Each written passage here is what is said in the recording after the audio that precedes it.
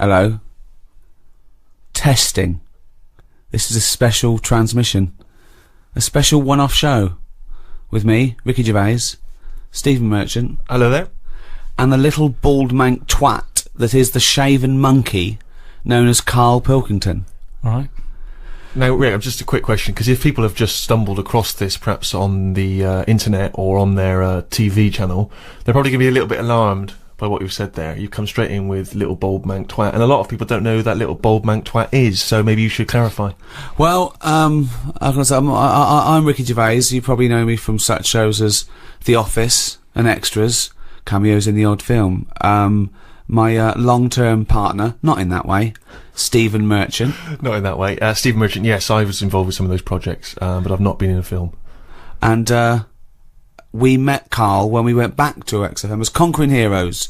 We were let go when XFM changed hands, and then we did The Office, and then we came back, and we were big shots. No longer did we need to run the desk or press any buttons. So we were assigned, how can I put this, like a stupid lackey. Yes. Proper, probably the person who was lowest on the rung. I'd have thought so. Station. They said, oh, give it to me, no one wants to work Saturdays. The caretaker didn't work Saturdays, so they gave us Carl. And we met Carl, and I was first struck by the roundness of his head, I'll be honest. I thought, this is a bald man, a little round-headed, bald freak of a man. He opened his mouth, he spoke funny. Actually, he spoke without opening his mouth. That was the second thing that struck me. He just had this slack-jawed gimpness about him. Words came out. I think they get the idea now, anyway. Was what? Do you feel that was a balanced explanation of your meeting with us, or would you like to offer any extra detail there, Carl? Well, with every meeting, there's a different story, isn't there? The way you sort of looked at me and thought, he's weird. I saw Steve, it was like a triangle. Ricky was looking at me, I was looking at you, thinking that's weird. It seems unjust that I'm why don't you have a go at Ricky for being fat and just because old? No, I'm just saying on the first meeting, right? It's like a museum, isn't it? Everybody rushes to the weird stuff first. I love the fact that you're putting yourself firmly in that category as well, though. Oh, I love that. That's great. Like someone from Reservoir Dogs. Everyone looking at someone else. But you don't feel that way about me anymore. No, I've got used to it now. That's what I'm saying. No, I'm saying you that whatever your accusations of weirdness were, they all were unfounded. It moves on, doesn't it? It's like anything, you get used to a look, don't you? I watch a lot of programmes on stuff that people have up with them, and you only watch programmes about people that got something wrong with them. That is what you do.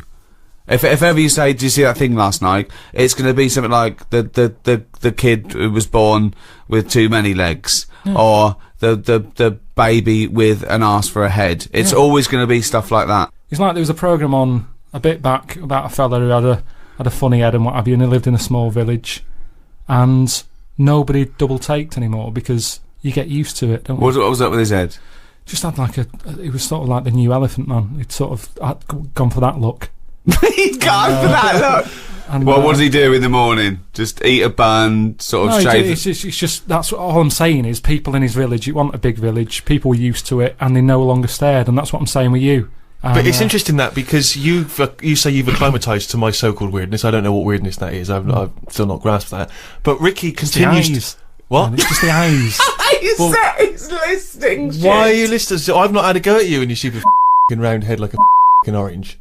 Which is the thing which perpetually entertains Ricky. Ricky is never acclimatised to you. Is that fair, Rick? Yeah, I love it. I can't get enough of him. Because I see different things. Every time I look at Carl, sometimes I see like a completely sort of like spherical object. Right, like honestly, like some sort of pumpkin on Halloween. And then I see flat, straight with on. With a pumpkin, Rick, with a jack-o'-lantern outside someone's house, right? There is a certain light behind the eyes. Not with Carl. And then sometimes he looks like a plate. Do you know what I mean? Like, like a clay plate that a child has made. When they've made a face on the plate using their food. Or a biscuit. Like one of those biscuits, novelty biscuits you can buy at your you birthday. Can ice with a little smile into mine. Yeah. But that's not the, I think that's not the biggest thing. Carl, it isn't his physicality, it isn't it the roundness of his head, it isn't the gimpness of his slack-jawed face. It's not even his hairy body and sort of like chimp-like gait. It is. Although those are all key features. These are all key features, but it's his incredible mind. And I think maybe over the next 2 hours or so, if you haven't heard of Carl, then I think you're in retreat. If you have heard of Carl, then you're already being treated, I think, by the fact that he is present on this special broadcast. Rick, can I suggest that we take a pause there, play some music, come back and we'll talk some more? Oh, this isn't just about Carl. We're playing some great tunes.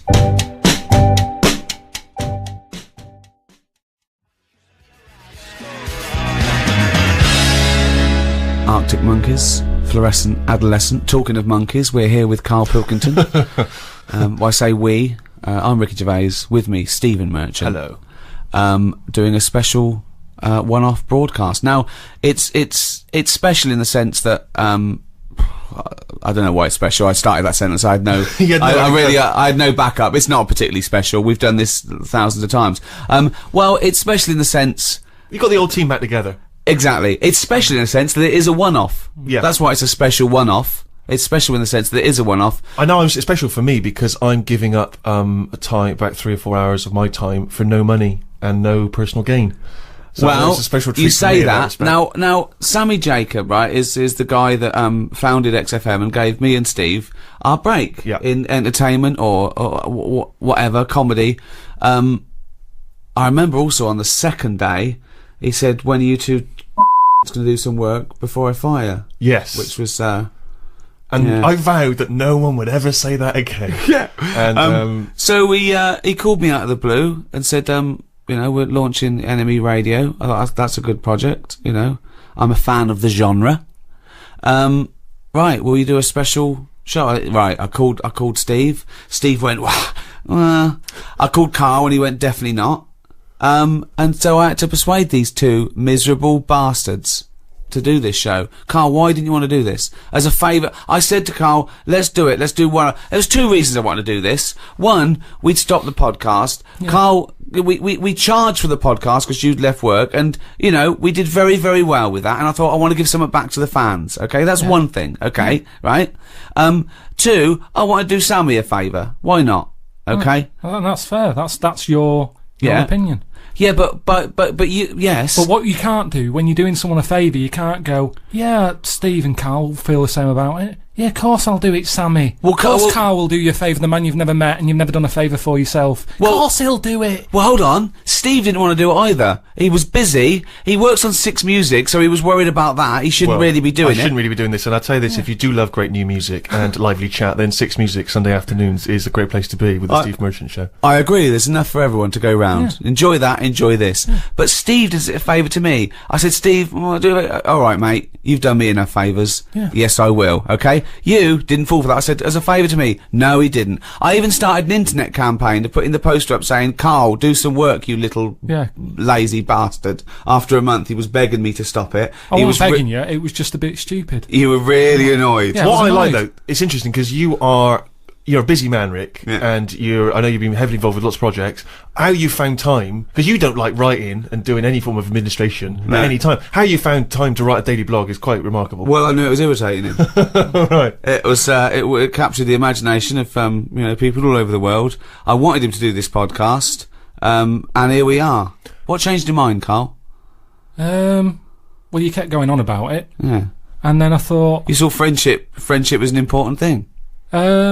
Yeah, a little bit of that. Now I've got to tell Steve something on air that Steve doesn't know about. Me and Steve are doing this for free as a favour. I'm doing it as a favour to Sammy. Steve's doing it as a favour for me. That's what friends are for. Carl was negotiating himself some money. Yeah, well, this who the hell have you negotiated money from? With Sammy, I didn't know him. I owe this man nothing. I'm not doing anything for free. I've got bills to pay. We've all got bills to pay, right? Oh. You've got other work that brings you money in. Let me just stop because... Sick of it. Wait, though, because this is interesting, because as you say, Rick, you're doing this as a favour to Sammy, he gave you your big break. Now, Rick, you gave me my big break, right? I didn't know Sammy. Ricky gave me a break. I'm doing this as a favour to Ricky. Oh, hold on. Who the hell gave Carl Pilkington a big break? Who would There's one man in this room who wouldn't even have an agent, wouldn't even have a need for an agent if it weren't for Mr. Ricky Gervais. But hang on a minute, it's not me. Nice one, Steve. I'm already thanking you, Rick, by Nice doing one, free, Steve. this free show. So hang on a You minute. miserable, ungrateful, little mank twat. Yeah, I hope you feel really bad. I don't feel bad. Me and Steve are doing it out of the kindness of our heart. Yeah, free. You're money grabbing again. That also on the internet, how mean he is. I'm not mean. You are mean, Carl, because we did those paid podcasts, and all I wanted to do was some free ones. You wouldn't do it Because we've done it now. I'm just saying you've got to get to a point when you go, I enjoyed that. Yeah, the podcasts were all right. Cut them off. You don't keep the story going. With the Bible, they didn't go, let's do another volume. People seem to like this story. Yes, they did. What? The New Testament. The Old Testament was a Yeah, massive alright, they did success. it once then. They did like a special for the fans. But all I'm saying is... One sequel. But they didn't keep going on. And we did 3 lots of the podcast. Yeah. That's more than enough for anyone. But I just wanted to give, the people on the internet something back. Yeah, well, we've given them enough. Sick of the people on the internet always moaning. Why? Who am I? Just moan. Who do? People do. Sick of it.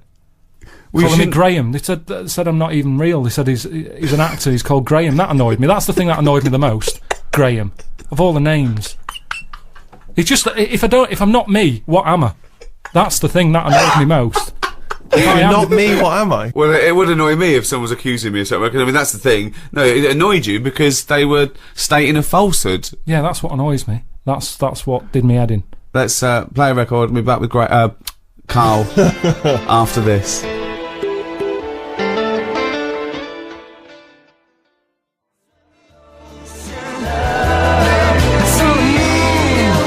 Richard Ashcroft, check the meaning. He's from your neck of the woods, isn't he? Wigan.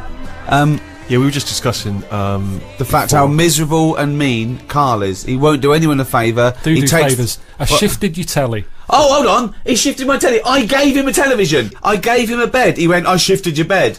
No, I gave you a bed. That's how he couches things. I cashed that bloody cheque you wrote to me. Unbelievable. Who's the last person you did a favour for where you weren't expecting something in return? I'm always treating people. I've told you, if I have a good day, at the end of it, I'll go, do you know what? I'll treat them. And Treat who? It might be a homeless fella. It might be some charity. I'm sick, honestly, the amount of money I give away It to might be I a don't like chatting girlfriend about it. who got a lovely new camera for Christmas, still wrapped up from when it was given to you as a leaving present. So... All this stuff about you're doing so much for charity. You honestly tell me, you think you're walking along, you're whistling, oh, I've had a great day, me. A, you never have a great day. No, I've never seen you have a great day. It doesn't matter what. It's unbelievable. You're whinging all the time, miserable. Yeah. Nothing impresses you, nothing at all. The best I've ever heard you was alright. That. Well, tell us about the last time you had a great day. What was the last great day you had where you thought, oh, I must end this by giving some money to a homeless fella? I mean, yeah, I don't have a great day. but what I mean is, a day when I go, do you know what? I'm quite content. That's amazing. It's a long way from a good day. That is the equivalent of him skipping along. No, every night before I nod off, I lie there and Yeah. I think, what sort of a day have I had? And I'll go through it and I'll go, yeah, that was alright. How boring is that? No, it's good. You've got to do that. Otherwise, what was the point of the day? If you're never going to look back on it and go, what have I done? Yeah, that was alright. What's the point of it happening? But how often do you go, wow, I've really achieved a lot today? Because I remember one day at random, you told us you'd been to the cobblers and back. I didn't even know cobblers still existed. Yeah, that was a 24-hour period we were talking about there. You kept a diary. It mainly consisted of had a chip butty in a cafe with Suzanne, and then you talk about an old woman you saw. No, that was your day. I've made it a thing that I do now that I like to learn something every day, and then Go on, Ed, what have you learnt today? Well, I haven't done anything yet. Brilliant. But what I'm saying what is, did you learn yesterday? I've learned you're not a generous man. You're a mean, Yeah. you're a mean bastard. You don't repay. And that's coming from Steve Merchant. I'm just saying, as long as I always think if you've learnt something, Yeah. then the day's not been wasted. What have you Someone learnt yesterday? famous What have said you that. learnt yesterday? It was something you told me about the monkey arm. Right, yeah. There's scientists have done the first brain robot interface. They've put like 100 electrodes on the part of the cortex that is for your motor system, and they put it on a monkey's brain, and through the power of thought, he learned how to use a robot arm. Wow. So just by thought, just like you do your own arm, Yep. you know, and it took him a few days, not years. In a few days, this monkey was making this robot arm pick up grapes and put it in his own mouth through the power of thought. Right? Carl went, did he have his own arms? I went, yeah. He went, well, he's lazy then. Don't you think it's a bit wasted on a chimp? One, what's it doing? All they ever do is eat or chuck shit about. So why give them a decent new robotic arm? Well, who are you going to give it to? I just mean give it to something that is going to get more use out of it. What, a giraffe? No, something more. If they could link that up to a worm, I'd go, that's good. Well, how could a worm think to use a robot arm? Listen to me. They can't think. Hang on, I'd like to know how this tiny How do you worm... know? How do you know?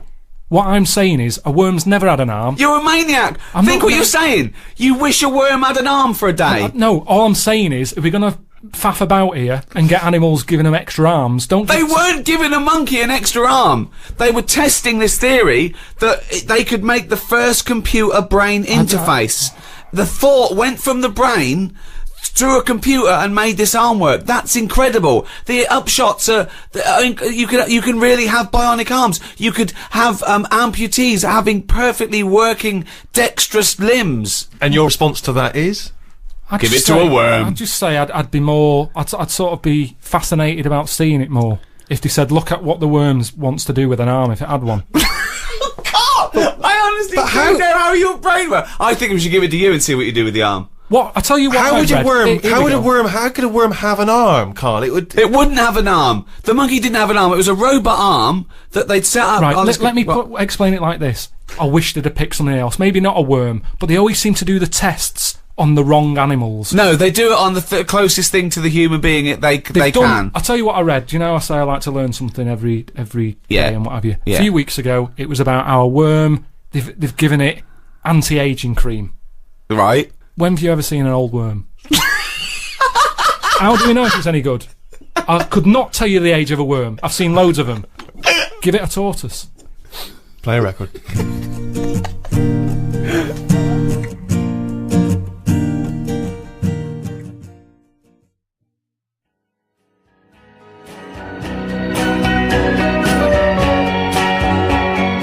Bob Dylan, Positively 4th Street.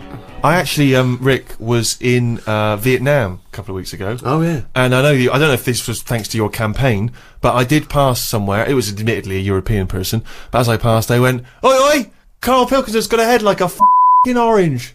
That's amazing. Which is lovely to see. And I've had it all the way around the world. That's in Vietnam. What were you doing in Vietnam? Just heard there was a war. Went over to see if that was wrapped up. They finished that a while ago. So you've been to Vietnam.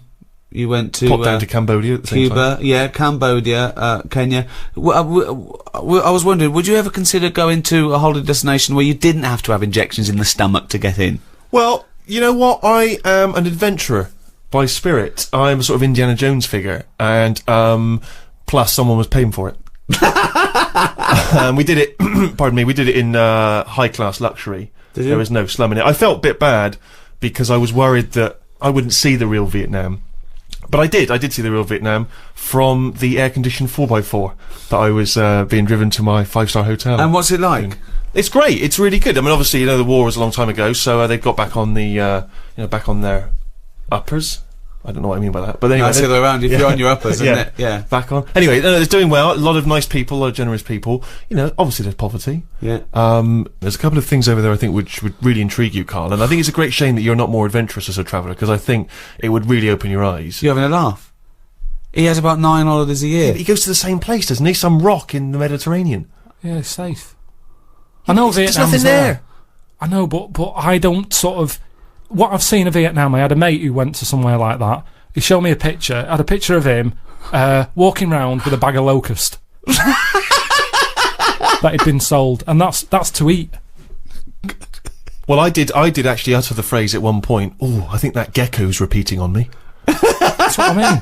So, I mean, I am quite exotic. I don't mind. I tell you what I didn't do, though, and I think I would fascinated to have seen you down there. There's a place in Vietnam, just outside of Hanoi, called Snake Village. Right, and it is a long, long tradition in Vietnamese culture of eating snakes. In fact, one of the tourists even said, one of the guides actually said, "We will eat anything," and they eat snakes over there. And I'm not just talking about tiny little ones. I mean proper, great big mammoth snakes. Sometimes even king cobras, which I think may even be endangered in some parts of the world. And anyway, in Snake Village, you go over there. I didn't go because I was just a bit too squeamish. You sit down. They bring a great big snake. You choose it like you would a lobster. They bring you that snake. They sort of give it a bit of a demonstration. Then they slit it open in front of you. That's disgusting. The blood dribbles into a cup, and then if you're the guest of honour, they take the still beating heart and they make you drink it from a glass. Yeah, you see, That's disgusting. I've never fancied that. No. I've never sort of thought, you know what? I just think it's not holiday, that. It's like endurance. Well, I don't... I'm not suggesting that you would enjoy that. I'm saying that there are many of these interesting, exotic worlds out there. You just stay closeted in your tiny little world and whinge about everyone else. Oh, and this and that. You've got no real empathy. I mean, I went to some extraordinary places in Vietnam. There's quite a lot of floating villages. Yeah. Villages that are actually floating on the water where the fishermen Well, he's live. had trouble with his boiler. There was a big leak in your flat, wasn't there? But that's fine, looking at stuff like that. All I'm saying is, when it comes to the point when I'm getting hungry, don't be serving me a snake's head. I'd love to see a little floating village. But why is it every restaurant you go in, they go, do you want some crispy ant? Sea urchins? Some mate had one of them. He said it's sort of alive when you're eating it. You have to hit it on the head to knock it out a bit and eat it before it wakes up again. I don't want a meal where you're sort of having to do that to it. I'm not going to enjoy it thinking, is it waking up yet? I haven't finished my starter. Oh, it's rolling about a bit. Hit it on the head again. But this shows your ignorance, Carl, because Vietnamese food is not like that at all, is it? I'm just talking about one particular exotic restaurant. What was your last holiday? A couple of weeks ago, wasn't it? Yeah, it was a cheap one though. Go on, where'd you go? It was only 250 quid. Yeah, brilliant.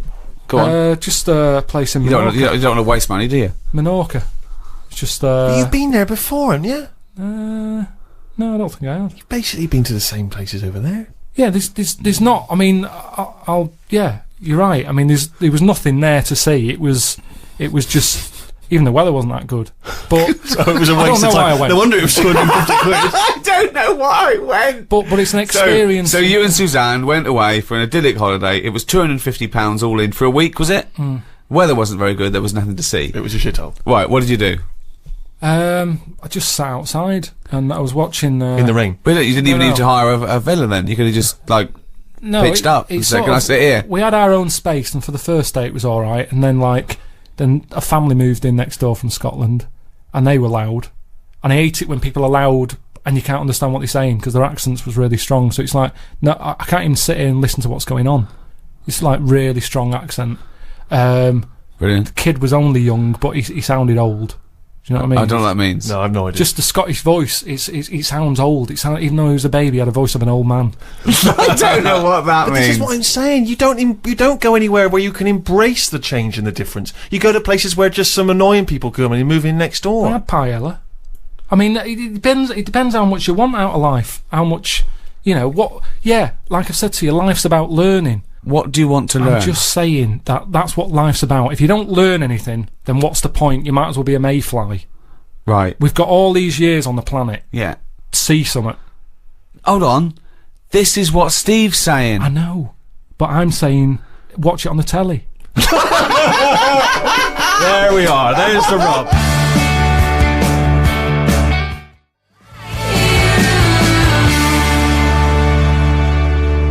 Rilo Kiley. Portions for foxes. If you love good music, by the way, you should tune into Six Music on Well- Sunday afternoons, the Steve Show. Well, at the Steve Radio. moment you're listening to NME Radio. Well, yeah, but You can listen to that on NMEradio.com or on your telly, yeah, on the internet, Go to everywhere around the BBC world. if you want to- NME. Probably, along with Rolling Stone, one of the most famous, most respected yeah. music. Well, yeah, but you can carry on reading. Magazines. You can carry on reading Rolling Stone magazine after you're about 16 years of age. Have you read the NME? Well, Not for a while. The letters pages. People complaining about the haircut of the bloke from the Kaiser Chiefs. It's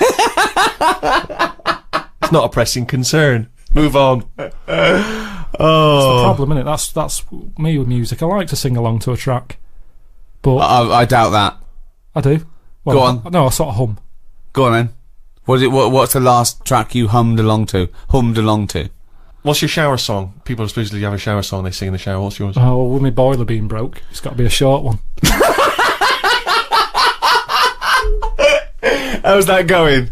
People won't believe it. See, that's the other thing that people think, I've been moaning about the boiler since, about 2006? Yeah. I've had it fixed loads of times. Still the fault now. Every summer, it's come round again, the hot weather. It's not working. Get a new boiler. I can't get a new one. People keep saying get a new one. I can't get a new one because Why? no one will fit one in the cupboard that it's in. What, you can't find a single boiler in the world? No, what they said was, British Gas said they can't touch it because it's dangerous. That's good. I got in a dodgy fella to try and sort it, and he said, I don't want to take that one, it seems too dangerous. He said, have you got an alarm in here? What do you mean? He said it lets out gases. Make sure you have a thing, because this is old boiler. I'm not messing with it. So immediately you went out and got that seen to? No, I've got an alarm now. Have you? Yeah, What, you're it's fine. genuinely telling me there is no one anywhere who can take this boiler out? What only they got to thing- do, they just got to blow up the house, No, have they? what they said was, they said we can put one in your lounge for you. Because they said you've got to knock a wall down, all this. It's not worth it. It's not worth it. What do you got to knock a wall down? They said knock a wall down to put up a new boiler, and I don't want to start knocking walls down just for the sake of hot water. It's not worth it. Put the kettle on. I can't be bothered. So yeah, it is still ongoing. You ain't got to wash his hair, has he? No, that's true. So yeah, I don't really have a shower song. But yeah, music's all right. I just don't want to know everything about Music's it. all right. No, it's good. It's one of the seven wonders of the I world. know it is. Yeah, it's good. It's beyond. I can't describe. I couldn't try to describe how amazing music is. Yeah, I know. Not the shit we've been playing. No, I'm just. But I mean, I'm just good saying. music, classical Vaughan music. Williams and Beethoven. The music affects the brain in extraordinary ways. People with, sleeping sickness who are otherwise almost in a vegetative state hear music, they can suddenly can come awake, they can sometimes even dance. I was watching a documentary the other night about people with, Tourette's syndrome, where it affects, the body in different they have spasms and twitches, but when they're drumming, all those spasms and twitches go away. Other people who've got the IQ of children, and yet they can play classical pieces, they can improvise in an extraordinary jazz way. It does It's a something to remarkable you. thing. Music It works does at a subconscious something to No, level. it does. Yeah, there's an Elvis song that my hairs always go up on my back every time I hear it. I don't know why. Every time I hear Well, it. I know why, because Yeah. there's none on your head. But you've worked in music, you've worked around music for years, and not once has it improved your IQ. No, I like. Do you know the biggest problem, Steve? I don't want to moan. You do. You can't get away from noise these days, and that's the problem. I think that's music's almost got too important now. People can't think, and that's the problem with music. There's always noise. You can't get away from it, and I can't concentrate. If there's any sort of noise, I can't concentrate. My brain's going, "What's the noise?" And my ears are going, "I don't know. Go and have a look." And I love the guys- fact that your brain's talking to your ears. it's all connected. The irony is, I genuinely think that conversation is going on I in know, Carl's head. and I think the ears are slightly cleverer than his brain. No, Yeah. they all kick in, don't they? I'm sat there, my brain's working. Go I might on. be writing something, I might be doing that book, I'm thinking, my brain's going, right, yeah, it's working, and then a noise happens outside, my ears go, what's that? My eyes go, well, I'll have a look. Brain goes, yeah, go on then. Suddenly, they're not even thinking about the book. All the No. It's you. No, but There's no conversation no, between ears but and this eyes is and where it's brains. interesting. He's read the numbskulls. Do you remember that as a kid? Lots of little people inside a person's brain making it work. Herman's head for American. Turning a wheel Yeah. to I've move said it. to you Go on. though, well, how do you know which one's in charge? Because my brain was quite happy doing that book, but my ears got bored. Make And a note of that, someone. If you're listening, make a note of that. My brain was quite happy working on the book, but my ears got bored. No, the way I see it is your brain is like the adult. The Your what? The adult. Oh, adult. I thought you said adult. And The your adult. ears and your eyes are like the kids, and they get bored quicker. And the brain's Carl, quite happy. This doesn't work at all as a metaphor on any level, biologically, philosophically. It does. No, it doesn't. It doesn't work at all. It does, because your brain does the thinking. Now, if I have earplugs in, Yeah. my brain can think better without the ears. Yes, because there's nothing to put it off. It's concentrating. That's a distraction. Yeah, so that's what I'm saying. Your ears are just receptacles. Hear him out. Yes. Hear him Go out. on. So if your ears can't do their job, it's like a well-behaved kid. It sits there. It's quite happy. It's not interested in what's going on around it. Take the earplugs out, they go mental. What's that noise? What noise? Go and have a look. Eyes, go and have a look. I don't know what you're talking about. This is the ramblings of a maniac. Can you tell your brain to tell your mouth to talk some sense? Well, which order would you say it works in? Well, it's all working at the same time, isn't it? No, but your brain's at the beginning of the. If it was a circuit, your brain's at the beginning. Yeah, No, necessarily. Not with hearing something. Your ears come first, but they're passive. Your ears are merely receptacles for sound, right? They're a conduit to the brain. So hearing is only thought. Hearing isn't the airwaves hitting your You eardrum. can't block it out. No, what I'm saying is that's a passive thing. Your fingers, when it touches something, it's your brain that develops that information. Your fingers aren't going, oh, I recognise that, it's a piece of cheese. It just touches it and your brain recognises it. It's all done in the brain. No, not convinced? I'm just that information is still being worked on by the brain. All I can do is tell you the way I work, and I know if I'm sat in a quiet place, no, Carl, with nothing around me, you can't tell me the way your brain works. My ears get bored. That makes no sense at all. I'm telling you, if I'm in a quiet place, my brain is happier. It can focus on what it's doing. The ears almost go, there's now to here, call it a day. The eyes, no, they don't. My eyes are going, well, there's now to see outside. Just chill out. Whereas if there's a noise outside, if it's a noisy street, everything's kicking in. My brain's getting annoyed. My ears are going, what's that racket? My eyes are thinking, oh, what was that scream? What's happened? What's your nose doing? Why is your eyes thinking, what's the scream? What? Why are your eyes getting concerned with noise? He wants to see what the ears have heard.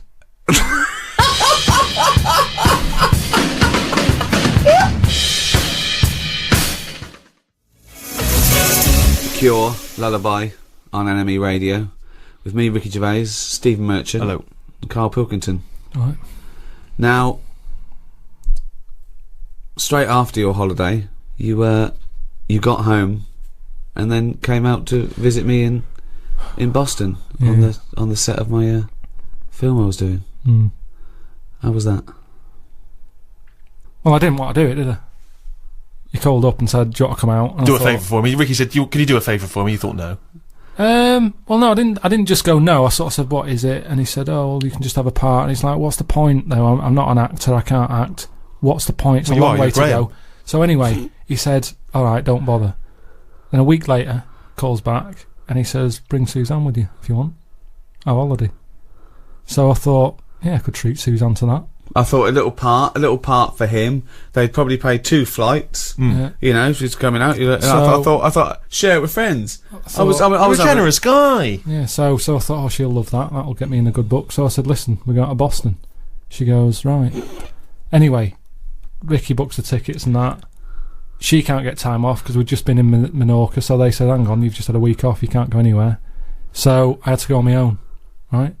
Which, you know, fair enough. I'd said I'd go by that point. It'd all been booked. The costume that I needed for the film bit had been made. I couldn't get out of it. I was in too deep. Anyway, go there. Boston isn't worth seeing. I mean, you're talking about travelling the world and opening your eyes and seeing new things. There's nothing to see in Boston. It's Dunkin' Donuts and Starbucks. There's nothing else, is there? I'm not being unfair there. I mean, it looks nice. There's nice buildings. You mean there's not a museum of the weird? There's they had something to do with tea bags, didn't they? It's the Boston hotel. Tea Party. It wasn't nothing to do with tea bags. It was the Boston Tea Party. That one of the founding events of America. Yeah, It wasn't something to do with tea bags. So other than that, it wasn't chimps. There was no chimps involved in the Boston Tea Party. For me, I went out for a walk on 2 of the days when I wasn't having to work. And only worked for 1 day. Well, got 3 days free, 4 days in a hotel, all paid for. 1 day's work. I mean, it really is ungrateful. Mm-hmm. So anyway, Steve, I dressed up as a caveman in some old animal stuff, which you thought, well, this was for the film, was it? This wasn't just your natural. Yeah. Sure. So could I just say, it was not real fur. I insisted there was no real fur. Well, you say that. Yeah. I get back, right, I'm run down because I didn't sleep when I was out there. I'm not very good. If Suzanne's not in the bed, there's something, it's like I feel... What, she's got to be there to tell you to sleep? Close your eyes now, Carl. It just... And our ears, stop listening. Listen to my words. Stop, sleep now, ears. So anyway, I wasn't sleeping, so I was there for 4 days or whatever. I must have had about 3 hours. One real day's work filming, and he was shattered. Really. He was absolutely shattered. He was weak. He was ill for a week afterwards. I did like 35 days, Yeah. So, but you were sleeping. If you don't sleep, it's basic sort of biology. If you don't sleep, you get run down. Sloths never get a flu. Because it's good, isn't it? That's when your body's replenishing. Stop. Can we just go over that way? Replenishing. What is it then? I'm gonna burst. Sloths never get flu because that's when your body's replenishing. So the thing is, I'm bound to get ill. Steve, you know what it's like. You're always like got a cold and that. Oh, he's dissing you. Everything's what's it got to do with I'm just me? saying because you're a bit of a sickly child, so you don't Oh, jeez. I'm only going to go at the looks understand. and then Only because I'm trying to get him on my side. So anyway, so I'm shattered. I get back, so I think it's a bit weird that this isn't shaking off. And there was some news report about how there's some serious illnesses in planes because stuff goes out the engine and into the. Oh yeah, it's people from all over the world with all different things. Yeah, all breathing the so same I'm thinking, air, yeah. oh, what have I got? You know, it's my luck, innit? So I go to the doctors. The doctor said, "Well, you've done a whole day's work. You're not used to that. Your body's shut down. So he said, You better have a holiday. Yeah, you need. This is when your body needs replenishing." And I am a doctor, and I know replenishment is one of the best. Replenishization. So- Replenishization is one of the best things for slows. So I said to him, I said, look, I'm not one to moan. I hardly go to see him. He went, "Oh, you." I hardly see him. I hardly see this fella. So I said, look, I can't shake this cold off. I woke up the other night shaking. And he said, oh, virus. Right? So, which isn't scary at all because everything, you know. well, there's some dodgy virus, isn't Well, there? yeah, but there's some. That's what I'm saying. So, Yeah, you know, of course, it's a why I virus. Yeah. What else would it? What else would it be? I don't know. Not a doctor. So I said, oh, when's it going to go? And he said, oh, might be 2 weeks, this one. Seems like a bad one. Quite clammy, he said. So I said, yeah, I feel a bit clammy, yeah. And he said, yeah, you will do. So anyway, so I felt happy about that, and I'm more confident with the doctor because, you know, you've got your vest off and all that, so you think, why not just let him do a bit of a body check? So I said, doctor, whilst I'm here, I think I've got some eczema on my leg. And he goes, let's have a look. And I said, there it is there. And he said, that's not eczema. So you've got a touch of ringworm. Blimey. Right? So straight away, anything with a worm in it, you're going, you know what? Yeah. 'Cause it makes it sound worse on it. I was thinking like tapeworm and stuff. Yeah. So he's going, yeah, ringworm, and he saw me panic, and he went, don't worry. You it's not- pictured a worm with a giant Well, mechanical arm crawling up he, your back. he could see by my face was a little bit like, I've got a worm in my leg. He's going, don't worry, it's not a worm. And I said, how have I got that then? And I reckon it's from this bear suit that I had It to wasn't. wear. It was. Well, it was It's a fake little bit fur. weird that I had No, it was bare 'cause you were in boots on. I had bare boots on, Yeah. and where the bare boot was, I ended up with ringworm on my Do you leg. know why it is where it was? Because the only bit of your leg showing, because you had bare boots on, fake fur, with a fake fur tunic, and the only bit showing was your shin. You were walking around in long grass. You got it from the grass. Well, no, because I said to him, because I wanted to wear the words bear suit from him. I said, where What's the chances of that? Yeah. I said, where... Doctor, what might I got this from? And then you just shut up and waited for him to say I bear said, suit. it's a little bit weird, isn't it? I said, I thought that died out with rickets, right? Because I'd never heard of ringworm since I was a kid. I remember some dirty kid had it at school, and my mum sort of said, don't go near him. So I said, ringworm then, doctor. Where have I got that from? Thinking he'd say... Have you been wearing a bear suit? Yeah. Anyway, he said, well, he says gay people get it. What? Yeah. No, he didn't. He did. Why did he say that to you? Well, out this of is the what he blue? said. He said gay people. I said, right, tick that off. He said wrestlers. Why do wrestlers get it? And I said, I don't understand the connection. I said, I don't know, any gays. I don't know any wrestlers. And he went, well, it's the body, skin rubbing. Well, why do only gay people get it then? Why don't heterosexual people get it? Don't know. Didn't quiz him. But then he said, what about... Did the doctor really say to you, gay people get it? He might have said, like, homosexuals.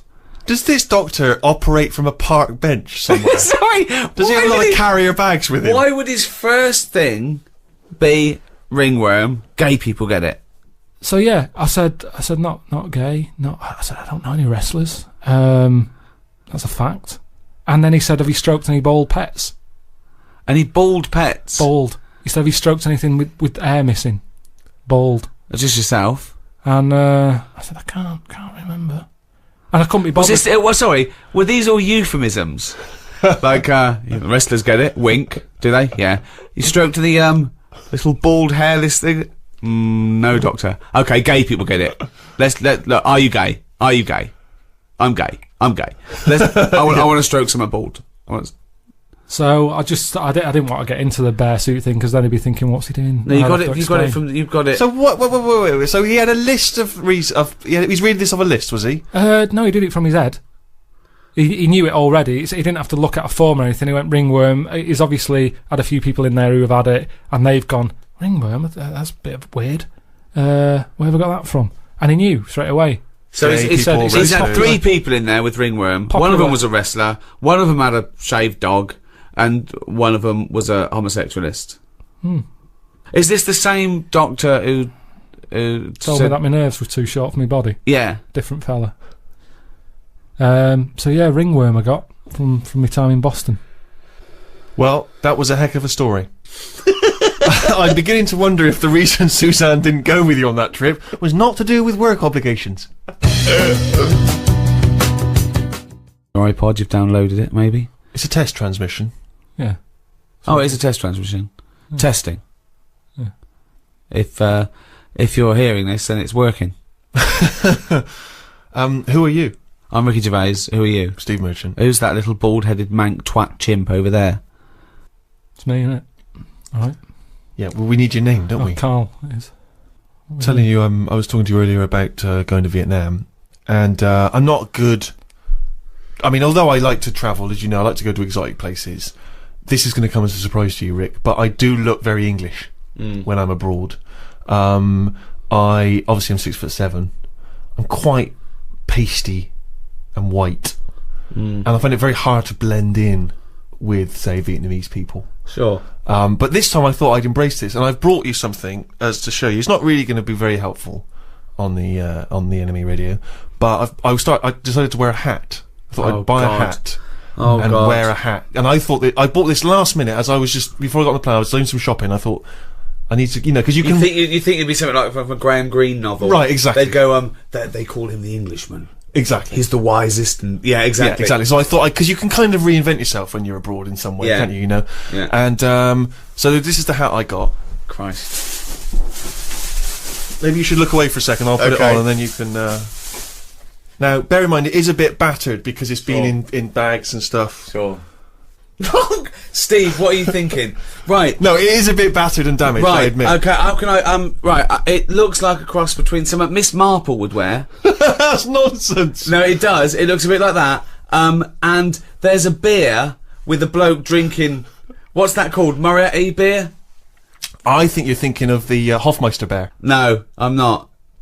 It looks like Miss Marple's hat. It doesn't look like Miss Marple's hat. It's kind of moddy, isn't it? It's not. It's a tweed thing that comes down that an old lady would wear. Not tweed. It was a librarian lady would wear in the 1930s. It's not tweed. I have never seen it. That you didn't really buy that, did you, to wear? I did. No, you didn't. Yes, I did. Right. Can I take a picture of this and I'll put it on my website?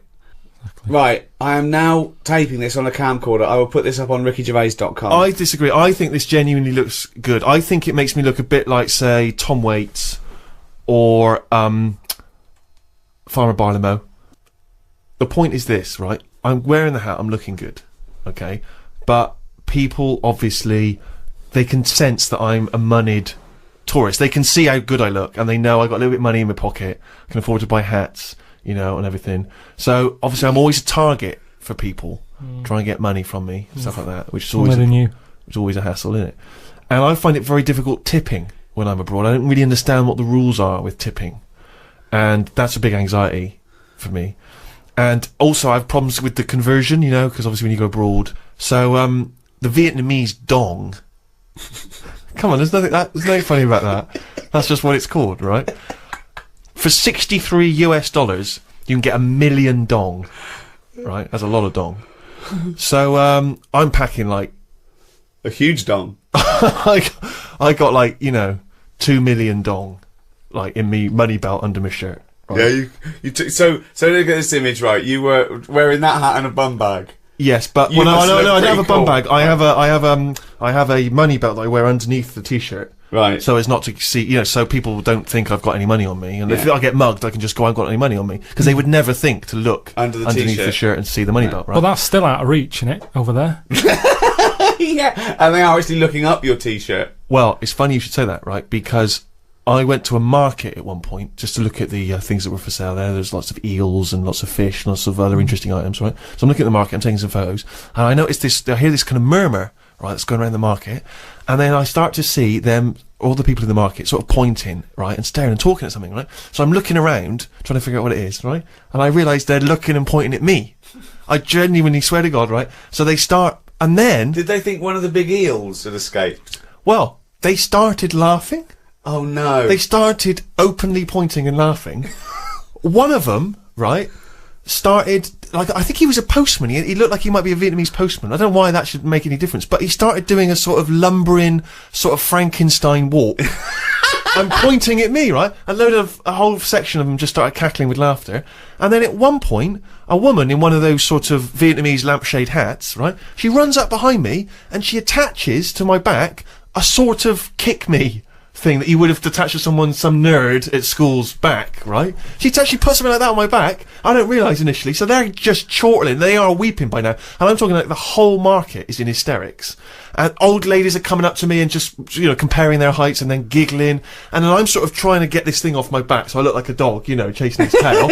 And I just realised that this entire marketplace was just openly laughing at me. And what angered me, Rick, was that I've spent a lot of time in this country, in the UK, right, building up a career, right, so that people don't laugh at me, right? They respect me. They see me as a man of great accomplishments and achievements. Yeah. I go to another country where with that hat. Exactly. Walking around with those glasses with a little money belt on, maybe sandals with socks because I got a foot infection. And it turns out that they're just laughing at me, just openly mocking and laughing at me, right? So I just genuinely, I got upset and I got You threw down your cagoule, left your clogs behind, and got on the first plane back. I hopped in a rickshaw straight back to the hotel where they do not laugh at me openly. But anyway, just to return to the dong issue, right? This was what worried me, was that obviously you got a tip. So we had a driver for a few days, right? And you got to leave him a tip. And I never feel a bit awkward. When do you give him the tip and everything? How does it work? And so I didn't know how much it should be. And I was thinking, well, it's a poor country. I've had a driver a couple of days. I haven't paid for the driver, so I give him like $20. Right, which is like 10 quid. I'm thinking that seems like a good tip. I get in there. I read in the guidebook. I should have only given him $2. I give him 20. Well, now, because you don't want to upset the precious equilibrium. You don't want to upset the financial equilibrium because he might have gone berserk. Yeah. That's $20 is a lot to him. He might have left his family, bought a different, corrugated iron shack somewhere else. What if he turned up with a hat like yours and said, exactly, we're mates now, aren't we? We're mates now, let's go back to England. Let's pick up some ladies. So I was a bit worried, so I was thinking of asking for the money, for some change, but I didn't think that was appropriate. So, but then I was worried because then I was thinking, what if all the other drivers within his organisation find out that I've given him like $20? They're all going to be expecting a big tip. Yeah. So that was a big worry. But more than that, we'd also had a guide with us, so he was bound to find out how the things. Right now, I didn't have any dollars left, and I thought, well, I've given that guy 20. I got to give the guide who's been talking English to us, showing us around, helping us out. I got to give him 50. Even more. Right, I ended up giving him $1 million dong. And how much is that? $63. I tipped someone $1 million. So he's a millionaire now? Yeah, I made someone a millionaire through my generosity. Well, so did I. He's sitting over there. That's absolutely right. But he doesn't want to give anything back. So I know how you feel, mate. Old man, look at my life. Neil Young, old man. Carl. Now, traditionally at the zoo, they have to dart a dangerous animal, a lion or a gorilla or whatever. What? They have to dart it. Oh, yeah. Right? Yeah. To take blood samples and check its health and stuff. So it's very stressful for the animal and quite dangerous to give it an anaesthetic like that. So what they've started doing now, there's a bug, right, like a type of beetle, and it's a bloodsucker. It's a little vampire bug. Okay, it's about 3 centimeters long. What they do is they tie a piece of string around it. They let it go into the cage on the chimp. It sucks the chimp's blood without the chimp even knowing. They pull it back, and they take the blood sample from it. They've taught it to do that? Well, they're not taught it to do anything. That's its nature. You put it near a warm-blooded mammal, it will suck its blood. So they've just tied a string to it so they can get it back. And how often does it have to do that a day? Well, I don't know. Why are these the important questions? Just because isn't that incredible that they've got this amazing symbiotic relationship with a bug? Because that's is it the same one? Say if there's No, 8 chimps. oh, jeez. Carl, listen to me. No, let him. I want to. I'm just saying, if there's 8 chimps in there, Yeah. 1 beetle. Yeah. By about number 5, that's going to be sick of eating. Well, then they probably have different beetles, and they let it. And Carl, I don't know why this is the. I'll tell you why it annoys the me, avenue because of questioning. it annoys him. the other concern is that beetle. It might be enjoying, getting the blood and what have you. What happens if one of them's got AIDS? What, one of the chimps? That's where it came from. So say if there's Well, then they know, and they say, "Oh, this chimp's got AIDS. Let's." And what about the beetle? What, you're saying? You're worried that the beetle will contract AIDS? Well, I don't know if that's how it works, but all I'm saying is, you get a dirty chimp in there. It's got a touch of that, and the beetle gets it. And all I'm saying is, it seems a bit unfair. What are you worried about the beetle working hard? It's eating what Because it likes. this is the same as getting in foreigners to make cheap trainers. To me, they let the beetle do what it wants. I mean, how long do they live? I read the other day about some elephant beetle. They get about 4 months. Right. What do you think of this? Right, this elephant beetle in the paper the other day. Yeah. About the size of a gerbil. Right. Massive. Odd-looking thing. Mm. The bigger, the uglier it is. Why are you looking at me? No. In a way, that is the way it works, isn't it? I think size is a big deal, isn't it? In a way, because This is interesting. well, we better being smaller, aren't we? Well, it depends. What do you mean? Well, no, if you're afloat in the Atlantic Ocean and it's 4 degrees centigrade, it'd be better to be fat. I didn't really mean like that. I just meant in terms of, like, Steve. I've mentioned he's taller than us. Yeah. He's always ill.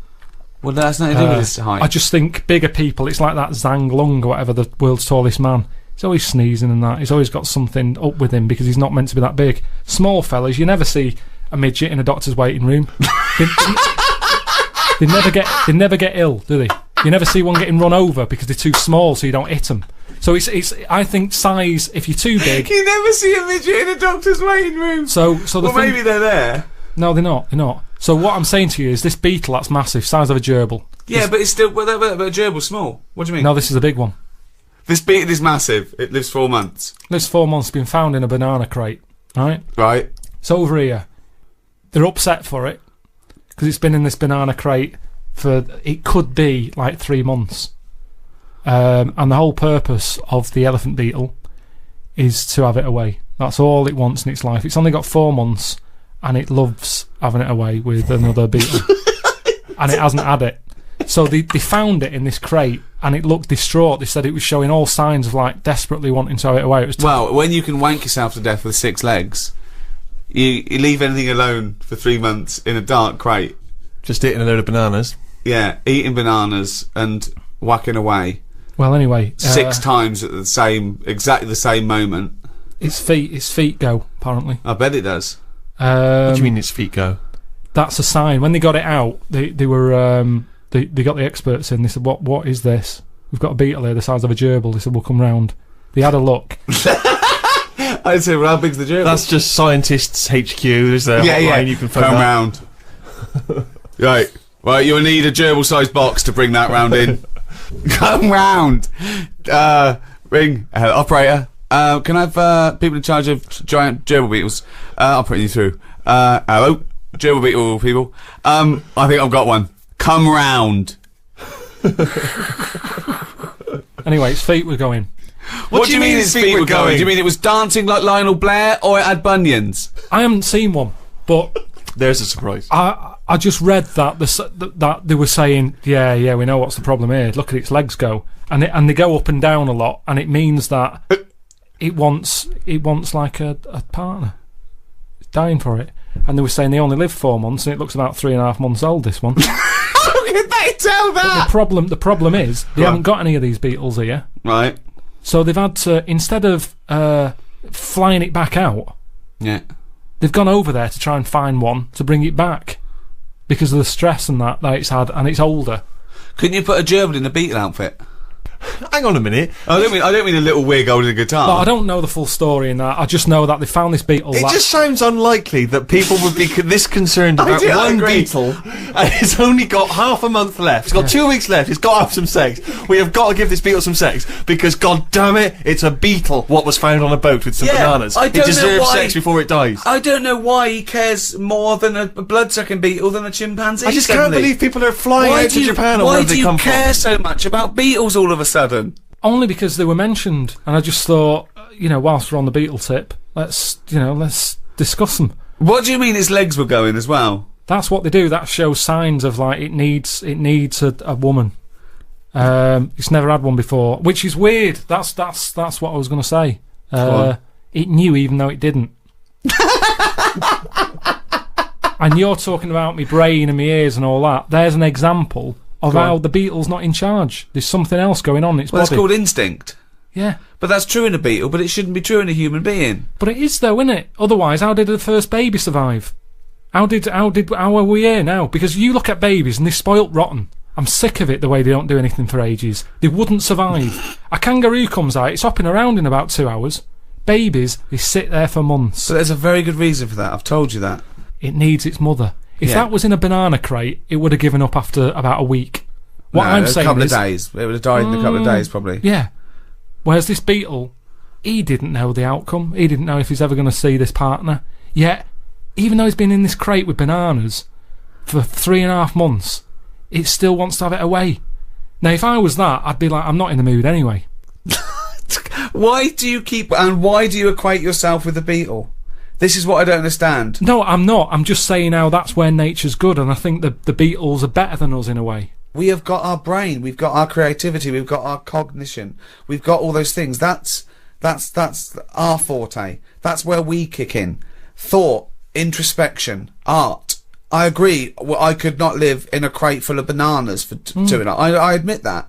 I admit that if my mum had given birth to me and then dropped me immediately in a bin, I wouldn't have survived. Yeah. But I don't see your point. And I understand that Beatles can do that, and I can't. But do you know what? The Beatles, they couldn't have written and directed The Office. So let's call it even. Hey, all this talk of the Beatles, right, has suggested to me, let's have some more music. Here's the Rolling Stones. Oh! Doesn't work.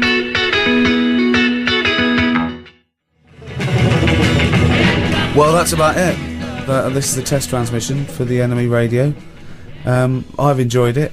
I think Steve's had a blast. He's got his hat on. Yeah, I'm as happy as Larry, mate. Just pleased that I've done it all for free.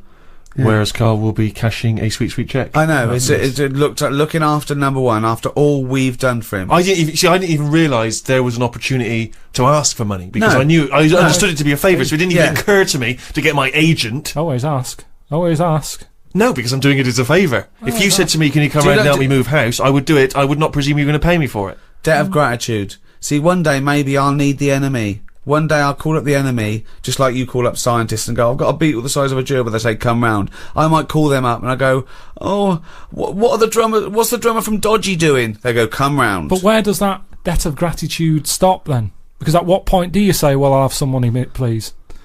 When I get a bill from British Gas, what will I do then? Will I just say redirect this to NME?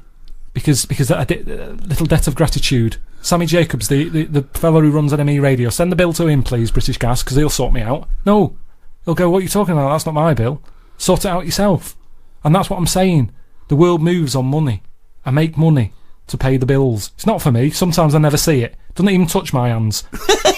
It goes in the bank, out the other way.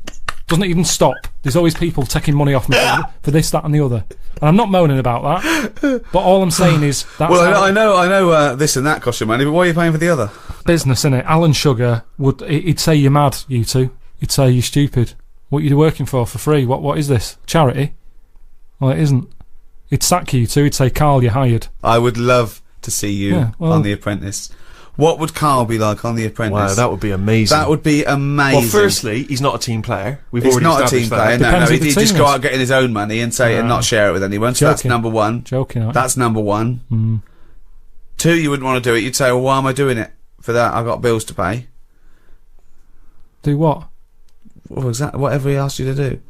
No, it's a task, isn't it? And I wouldn't go on there. Well, anyway. treat this is like a task. Well, okay, here's a task right now.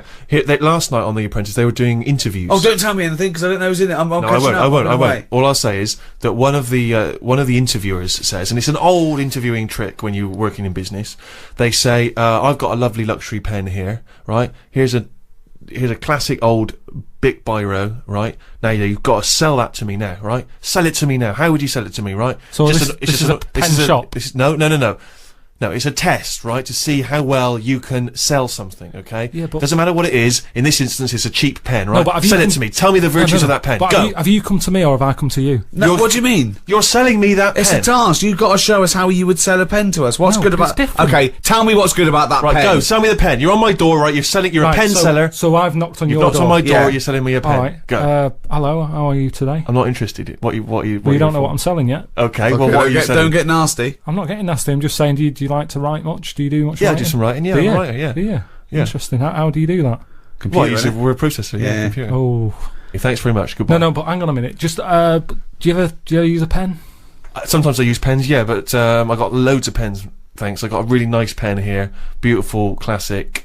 Looks Yeah, like an expensive fountain. It's an expensive fountain pen. My grandfather gave it to me. It's Oh, that family one. heirloom. So that's quite a special pen. It It's a sounds special like. pen. I mean, it is a lovely pen and everything. But the problem is, when you go out and about, there's a danger that you could lose that. That is very true. But I mean, I don't really take pens. Have you when seen I go these, out and sir? about. Can I interest you in Just some looks of like these, a sir? cheap, tatty old pen, mate. Sometimes you just want a pen that does the job, and this pen does that job. Do you want to buy some? No, I don't. Why not? Well, because I've just told you I've got a great Genius. pen. I've got a great pen already, and I don't see why I need that pen. It's cheap and it's tacky and Well, it's you're no saying use it's to me. cheap. Do you know how cheap? How cheap is it? Well, it depends how many you want. Well, let's just say for the sake of argument, I want 50 of them. Yeah, I can do that. What kind of How deal would much? you do for me? £8. £8 for 50 of those pens. I can get them for about a penny down the market. Sorry, Carl, you're selling 50 pens for £8. How much do they cost you? Just want to make sure this is a good business venture for you, otherwise it's pointless. How much do they cost you to buy? I got them really cheap. But how much? How much did I say you can have them for? £8 for 50. I paid £5 for 50. So Really? Wait, this is. I'll have. Can I have them for £5 because I'm a mate? you can have 25 for 50. No, well, no. If you got 50 pens for £5, I wouldn't do this as a living. Anyway, that's the thing. Carl, can you get me 50 pens for £5 then? 50 pence for £5. Yeah. It's not worth it, mate. Well, no, I'm a mate. Just you don't want to make a profit out of me, do you? It's not worth it. I'm trying to run a business there. I've got bills to pay. Yeah, well, I'm trying to write something. I'm going to close the door in your face. All right, you don't want a pen. No. Fine. Sometimes you've got to know when to cut off and move on. And So that's what I you'd do. say to Sir Alan, is that you always give up? When someone says no, you give up. I'll say I met him. He just wasn't having it, Sir Alan.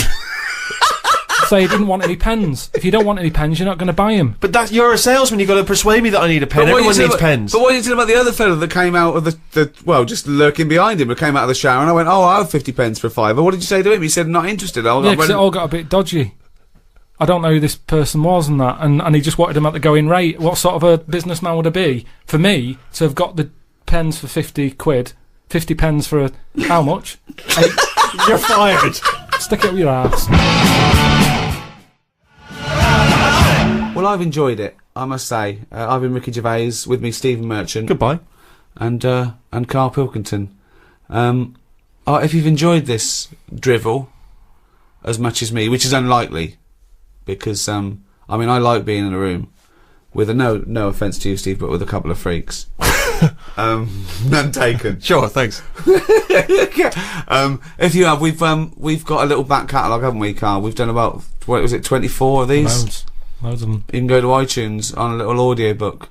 Good value for money, isn't it? It's a couple of quid for hours of entertainment. I tell you as well, if you love great music and as I say, informative chit chat, then Six Music is your destination. BBC Six Music, you can check that out every Carl, Sunday anything afternoon. to plug? Well, if you don't want to listen to the radio and you haven't got iTunes, go back to basics. Read a book. Yeah. It's not out yet, but it will be. Well, how are they going to read it then if it's not out yet? Just saying it will. Well, come I'm out. saying they can go to iTunes now and get the back catalogue, and they can go to Six Music this Sunday. So I don't know why you're saying Well, you might do a book. Well, after they've done all that, in a couple of months. Just nip down to a I'm not bookshop. waiting a couple of months. What if they need to have it away? Busy guy. Like the Beatle. You wouldn't say to the Beatle, "Oh, it's all right. All right, well, there's another book out there as well that I did last year. Right. I would presume as well, is the NME radio going to be on at some point? Just check the NME for details. Yeah, or maybe go on its website. NME.com. Probably.